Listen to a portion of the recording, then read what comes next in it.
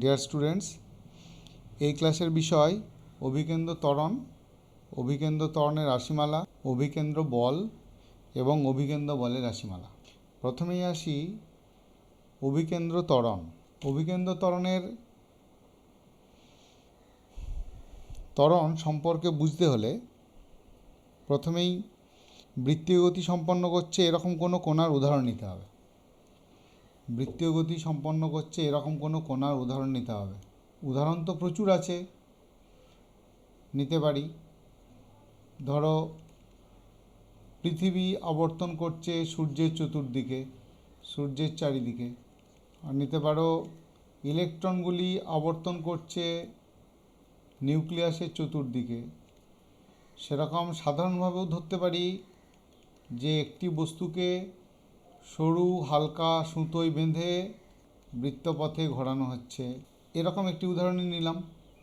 তাহলে ধরো যে এরকম একটি বস্তু বৃত্তপথে এরকম সুতোয় বেঁধে বস্তুটাকে বৃত্তপথে ঘোরানো হচ্ছে। তাহলে বস্তুটি যখন এখানে থাকবে, দেখো এখানে থাকবে, তখন এইখানে স্পর্শক বরাবর এর বেগের অভিমুখটা হবে, বেগের অভিমুখটা স্পর্শক বরাবর ক্রিয়া করবে। আবার এইখানে যখন বস্তুটা, তখন বেগের অভিমুখটা স্পর্শক বরাবর ক্রিয়া করবে, ওখানে স্পর্শক বরাবর ক্রিয়া করবে। তাহলে অ্যাকচুয়ালি বেগের অভিমুখটা এখানে যখন আছে একরকম, এখানে যখন আছে তখন একরকম, এইখানে যখন আছে তখন একরকম। বেগের অভিমুখটা বৃত্তপথে যে বস্তু ঘুরছে তার বেগের অভিমুখটা প্রতিনিয়ত পরিবর্তিত হচ্ছে। তাহলে এই যে বেগের অভিমুখটার পরিবর্তন, এটা কে করছে? নিশ্চয়ই কোনো বল। অ্যাকচুয়ালি ওই বল হচ্ছে, এখানে ওই বল বেগের অভিমুখ পরিবর্তন সম্পন্ন করছে যে বলটা, সেই বলটা অ্যাকচুয়ালি সুতোটাতে ক্রিয়াশীল টান। ওকে, সুতোতে ক্রিয়াশীল টানটা তো বল। অ্যাকচুয়ালি এই বলটা বস্তু হতে বৃত্তের কেন্দ্রের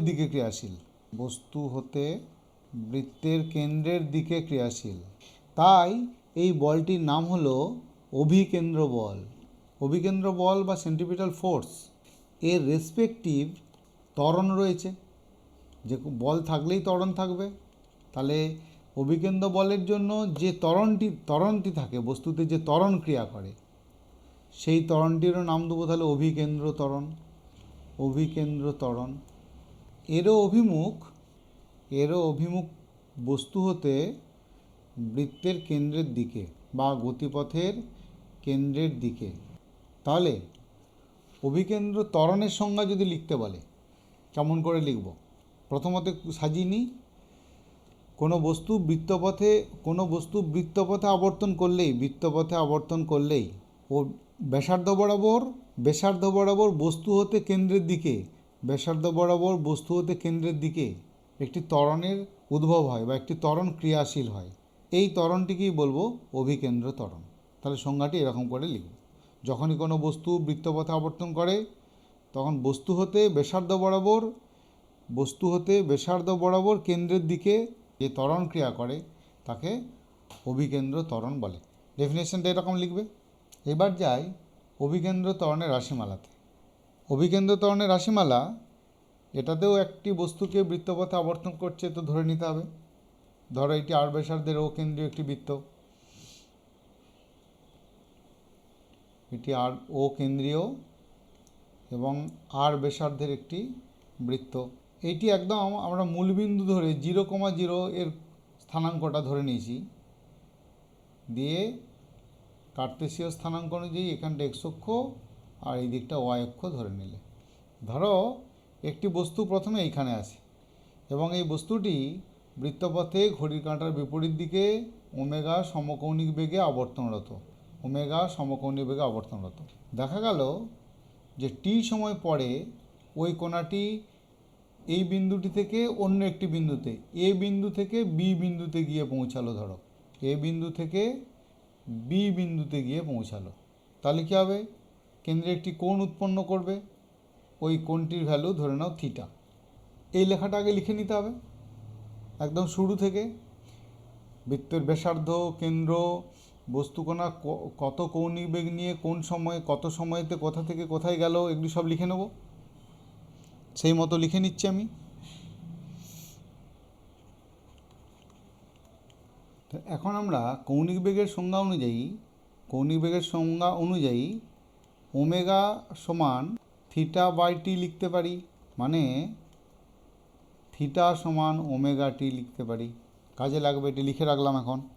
এখন মূল বিষয় হলো এইখানে বি বিন্দুর স্থানাঙ্কটা আমরা ধরছি এক্স কমা ওয়াই। তাহলে বি বিন্দুর অবস্থান ভেক্টরটা যেটা হবে, বি বিন্দু যেটা অবস্থান ভেক্টর হবে, অবস্থান ভেক্টর পজিশন ভেক্টর ক্লাসে পড়েছো, that is R vector at T সময়ে অবস্থান ভেক্টর বলে আর ভেক্টর অ্যাট টি বললাম। তাহলে ওই অবস্থান vector that is R vector at T, এটাকে আগে লিখে নেব।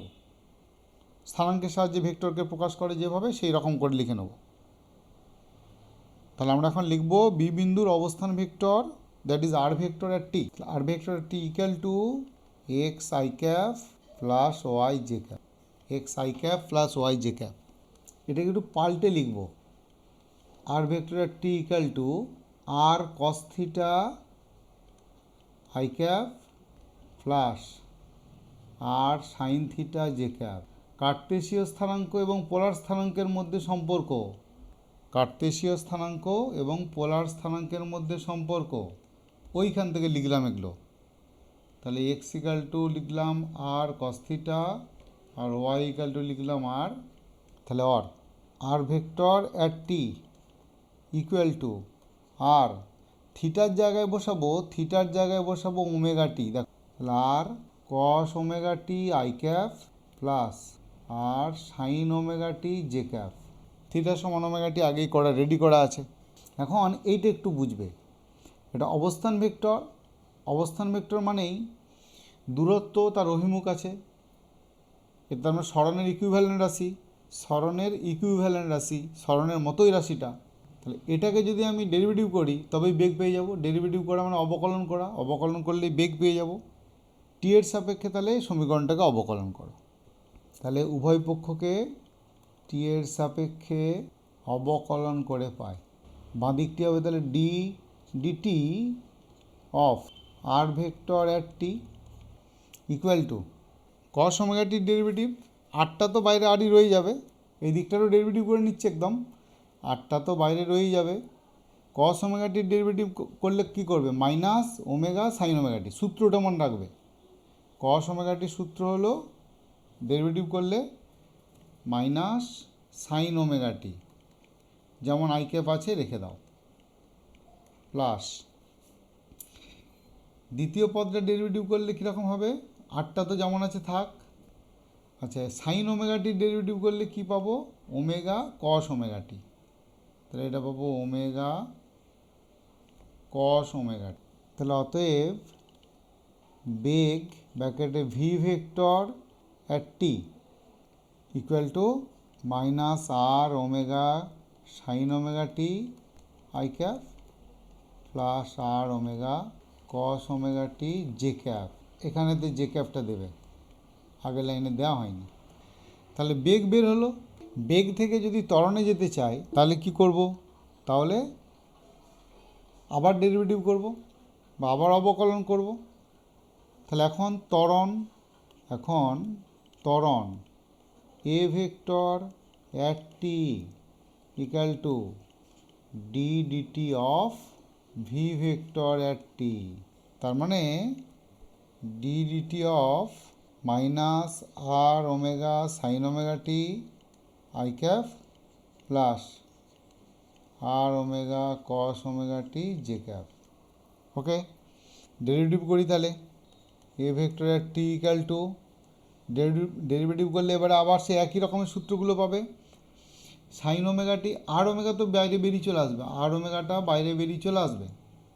সাইন ওমেগাটির জন্য ডেরিভেটিভটা হবে ওমেগা কস ওমেগা টি। তাহলে আরেকটা ওমেগা চলে এলো, তার মানে আসছে দেখো minus R omega square cos omega T I cap. এবার এটার জন্য বুঝো, এটা আর ওমেগা তো থাকবেই, কস ওমেগা টির ডেরিভেটিভ করলে আসবে মাইনাস ওমেগা সাইন ওমেগা টি। তাহলে একটা মাইনাস ওমেগা বাইরে এলো, এদের সঙ্গে একটা মাইনাস ওমেগা আসছে, তার মানে হলো মাইনাস আর omega square sine omega T J cap. তুমি এবারে মাইনাস ওমেগা স্কোয়ারটি কমন নিয়ে নাও, তাহলে মাইনাস ওমেগা স্কোয়ার কমন নিলে পাচ্ছ r cos omega T I cap plus R sine omega T J cap. বলো তো দেখি এইটি মানে কোনটি?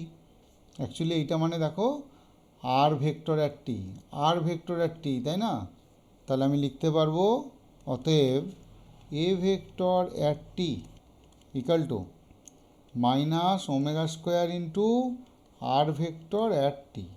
বুঝো এইটির ভ্যালুটি আবার ঘুরে চলে এসেছে, এইটি হলো সেই অবস্থান ভেক্টরটি, বি বিন্দুর অবস্থান ভেক্টর। এখন ভেক্টর হিসেবে আছে, এটা খেয়াল করবে, ভেক্টর হিসেবে আছে এটি, তার জন্য মাইনাস চিহ্ন সহ আছে, মাইনাস চিহ্ন আছে, দিক আছে, তাই না? এই দিকটা কি বোঝাচ্ছে? মাইনাস চিহ্নটা দিয়েই দিকটা বোঝাচ্ছে। দিকটা কি বোঝাচ্ছে বলো তো? দিকটা বোঝাচ্ছে যে অ্যাকচুয়ালি এই ত্বরণটা এই অবস্থান ভেক্টরের বিপরীত দিকে, এই ত্বরণটি অ্যাকচুয়ালি অবস্থান ভেক্টরের বিপরীত দিকে। তার মানে বুঝে দেখো, এখানে যে ত্বরণটি বেরোলো সেটি অবস্থান ভেক্টরের বিপরীত দিকে, তার মানে কি কেন্দ্রের দিকে। কেন্দ্রের দিকে মানে কি ত্বরণ? সেটাই তো অভিকেন্দ্র ত্বরণ। তাহলে ওইটি ছোট করে লিখে আর স্কেলার ফরম্যাটে ইকুয়েশনটিকে লিখে নেব। ওকে, তাহলে ওইটি আগে লিখে নিই যে এই ঋণাত্মক চিহ্ন কি বোঝায়। আমি তাহলে পরের পাতাতে যাই, লিখো এই ঋণাত্মক চিহ্ন, তাহলে এই ত্বরণটি হলো কেন্দ্রাভিমুখী ত্বরণ, সুতরাং এটি অভিকেন্দ্র ত্বরণ, এত দূর বলা হলো। এবার আবার গাণিতিকটা ঠিক করে লিখে নিই, অতএব অভিকেন্দ্র ত্বরণ, অতএব অভিকেন্দ্র ত্বরণ এ সি, সেন্ট্রিপিটাল অ্যাক্সিলারেশন বলে সিটা লিখেছি, ইকুয়াল টু ওমেগা স্কোয়ার আর। দেখো এখান থেকে পাবে ওমেগা স্কোয়ার আর, ভেক্টর নোটেশনগুলো তুলে দিয়েছি, মাইনাস চিহ্নটা বাদ দিচ্ছি, দিয়ে তাহলে পড়ে থাকছে ওমেগা স্কোয়ার আর আর, তাহলে লিখবে ওমেগা স্কোয়ার আর। ওকে, এস অভিকেন্দ্র ত্বরণ ac equal to omega square r, এতটি প্রমাণ করলে অভিকেন্দ্র ত্বরণের রাশিমালা করা হয়ে গেল, কিন্তু আরেকটি ফর্ম এর খুব পরিচিত, ওটি এনবি করে রেখে দিচ্ছি, বিশেষ দ্রষ্টব্য করে ওইটি করে রাখি। এসি সমান ওমেগা স্কোয়ার আর, তার মানে এসি ইকাল টু ওমেগার জায়গায় বসাবো ভি বাই আর, তাহলে এর হোল স্কোয়ার এলো ইন্টু আর। ভি বাই আর কেন বসাবো? ভি সমান আর ওমেগা, তো ভি সমান আর ওমেগা, ওখান থেকে তাহলে ওমেগা মানে ভি বাই আর বসালাম, তাহলে কি পাচ্ছি দেখো, a c equal to v square by r square into r, that is a c মানে ভি স্কোয়ার বাই আর। এটিও খুব কাজে লাগে বিভিন্ন সময়তে, অঙ্ক ইত্যাদি করতে গেলে এটিও খুব কাজে লাগে। তাহলে এরপরে যাই অভিকেন্দ্র বল। অভিকেন্দ্র বলের ভাবনাটা আগে ভাবাই হয়েছিল, তাই না? অভিকেন্দ্র বল বলতে বৃত্তপথে আবর্তনরত বস্তু হতে বৃত্তের কেন্দ্রের দিকে ব্যাসার্ধ বরাবর যে বল বা টান কাজ করে সেটিকেই বলা হয়েছিল অভিকেন্দ্র বল। এর মূল কাজটাই হচ্ছে যে বস্তুটির গতির অভিমুখ প্রতিনিয়ত পরিবর্তন করা, বা বলতে পারি এই বলটার কাজ হলো বস্তুটির গতির অভিমুখ পরিবর্তন করে তাকে বৃত্তপথে ঘুরতে বাধ্য করা, বস্তুটির গতির অভিমুখ পরিবর্তন করে তাকে বৃত্তপথে ঘুরতে বাধ্য করা। সেই অনুযায়ী সংজ্ঞাটি লিখে নিলেই হলো। সংজ্ঞাটিতে দেবো, দিকটা দেবো, আর ওই বৃত্তপথে ঘুরতে বাধ্য করে বা সাহায্য করে সেই কথাটি বলবো।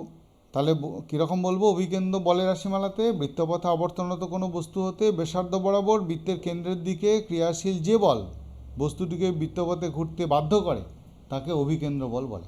মনে রাখবে, যেখানেই কোনো বস্তু বৃত্তীয় গতি সম্পন্ন করবে সেখানেই কোনো না কোনোভাবে অভিকেন্দ্র বল থাকবে। যেমন ধরো আমরা আজকে উদাহরণ যেটা নিয়েছিলাম, এই ক্লাসে যে উদাহরণটি নিয়েছিলাম, পৃথিবী সূর্যের চতুর্দিকে আবর্তন করছে, তাহলে চতুর্দিকে আবর্তন করছে মানে ওখানেতে অভিকেন্দ্র বল চাই, নাহলে তো বৃত্তপথে আবর্তন করতে পারবে না।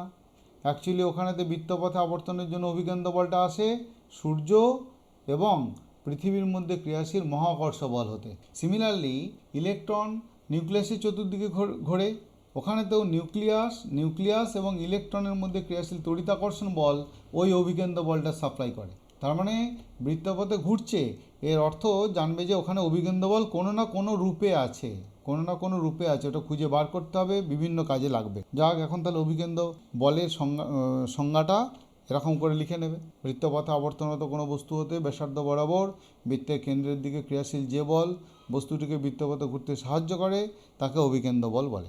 এবার আসি অভিকেন্দ্র বলের রাশিমালাতে। অভিকেন্দ্র ত্বরণের রাশিমালাটা আগে প্রতিষ্ঠা করতে হবে, যেমন করলাম সেরকম অভিকেন্দ্র ত্বরণের রাশিমালাটা আগে প্রতিষ্ঠা করবে। প্রতিষ্ঠা করার পর এরপর বলের রাশিমালাতে চলে যাও। অভিকেন্দ্র বলের রাশিমালাটি পুরোটি করবে। এখন আবর্তনরত বস্তুটির ভর যদি এম হয়, তাহলে বল মানে ভর ইন্টু ত্বরণ, এই দিয়ে কাজটা করে নেব। তাহলে অভিকেন্দ্র ত্বরণের রাশিমালাটা প্রতিষ্ঠা করবে, তারপর লিখবে আবর্তনরত বস্তুটির ভর এম হলে অভিকেন্দ্র বল সমান ভর ইন্টু অভিকেন্দ্র ত্বরণ হতে অভিকেন্দ্র বল, এটা তাহলে বলটার জন্য এফ আর সেন্ট্রিপিটালের জন্য c, f c equal to ভর মানে এম বসাও into v square by r বসাও। তাহলে এফ সি ইকুয়াল টু এসে গেল m v square by r. ত্বরণ ছিল ভি স্কোয়ার বাই আর, আর বলটা তাহলে এম গুণ হয়ে m v square by r. এটা পর্যন্ত করে নিলে, তবে ওমেগা দিয়ে যে ইকুয়েশনটা ছিল অভিকেন্দ্র ত্বরণের, সেটা দিয়েও কাজ করতে পারো। অভিকেন্দ্র ত্বরণ লিখবে এটা, তাহলে ওমেগা দিয়ে কেমন ছিল ওইটা অনুযায়ী করলে কি পাবো, এফ সি সমান এম ইন্টু ওমেগা স্কোয়ার আর। দেখো ওমেগা স্কোয়ার আর ছিল ত্বরণটা ছিল ওমেগা স্কোয়ার আর, দেখেছো ওমেগা স্কোয়ার আর। অভিকেন্দ্র বল মানে ভর ইন্টু অভিকেন্দ্র ত্বরণ। অভিকেন্দ্র ত্বরণের মানটা যদি আমি ওমেগা স্কোয়ার আর বসাই, তাহলে এফ সি ইকাল টু আসবে এম ওমেগা স্কোয়ার আর। এই ফর্মেটটাও বিভিন্ন সময় ডাইরেক্ট কাজে লাগে, খুব ভালো। That's all for now.